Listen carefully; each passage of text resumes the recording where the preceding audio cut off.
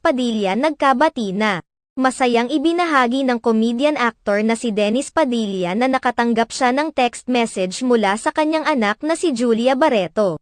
Sa isang panayam kay Dennis Padilla, inilahad niya ang kanyang kasiyahan at sa katunayan ay naging emosyonal pa umano siya nang mabasa ang mensahe ng kanyang anak para sa kanya. Hindi naman lingid sa kaalaman ng lahat na nagkaroon muli ng gap sa pagitan nina Dennis Padilla at kanyang mga anak kay Marjorie Barreto sa hindi malamang dahilan. Maging si Julia Barreto ay tikom din ang bibig kung bakit muli silang nagkaroon ng issue sa kanilang ama noong 2022.